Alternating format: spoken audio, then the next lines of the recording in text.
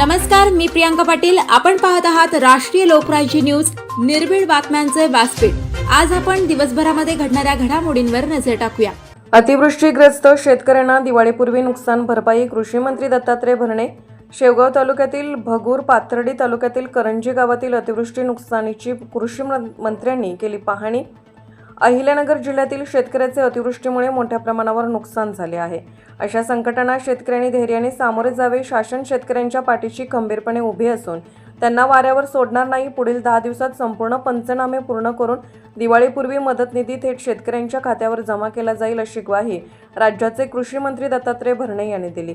अतिवृष्टीने बाधित झालेल्या शेती क्षेत्र, पिके, फळबागा, पशुधन, घरे याचे सरसकट पंचनामे करण्याच्या सूचना प्रशासनाला दिल्याचेही त्यांनी सांगितले.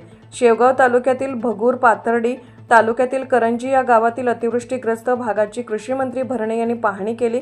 यावेळी त्यांनी स्थानिक शेतकऱ्यांशी वास्तविक संवाद साधून त्यांना दिलासा दिला. कृषी मंत्री भरणे म्हणाले, जिल्ह्यात आतापर्यंत 7,49,000 एकर शेती क्षेत्राचे अतिवृष्टीमुळे नुकसान झाले. त्यापैकी मागील एका महिन्यातच 6,34,000 एकर क्षेत्र बाधित झाले आहे. शेतकऱ्याचे एक गुंठाही क्षेत्र पंचनाम्यापासून सुटणार नाही. NDRF, SDRFच्या निकषानुसार शासन शेतकऱ्यांना शासकीय मदत देण्यासाठी कटिबद्ध आहे.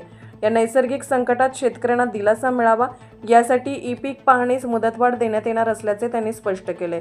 तसेच पीक विमा कंपन्यांना तातडीने मदत देण्याच्या सूचना देण्यात आल्या आहेत.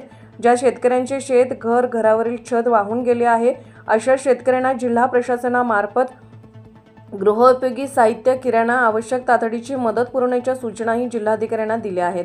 कृषी मंत्री श्री भरणे पुढे म्हणाले, नैसर्गिक संकटाचा सामना करताच ओढा नाल्यावरील अतिक्रमणाबाबत शासन गंभीर आहे. अतिक्रमण हटवण्याची कार्यवाही प्रशासनाकडून करण्यात येईल. या दौऱ्यात आमदार मोनिकाताई राजळे, आमदार शिवाजीराव करडिले, आमदार संग्राम जगताप, शेवगाव तहसीलदार आकाश दाभाडे, पाथर्डी तहसीलदार डॉ. उद्धव नाईक, जिल्हा अधीक्षक कृषी अधिकारी सुधाकर बोराडे, श्रीरामपूर उपविभागीय कृषी अधिकारी प्रवीण गोसावी, तालुका कृषी अधिकारी अंकुश जोगदंड, महादेव लोंढे यांच्यासह महसूल, वन, पशुसंवर्धन विभागाचे अधिकारी, कर्मचारी, शेतकरी, ग्रामस्थ व पदाधिकारी उपस्थित होते. राष्ट्रीय लोकराज्य न्यूज नेटवर्क, अहिल्यानगर. ताज्या बातम्यांसाठी आणि अपडेट्ससाठी राष्ट्रीय लोकराज्य न्यूज चॅनलला सबस्क्राईब करा. तसेच लाईक आणि शेअरही करा.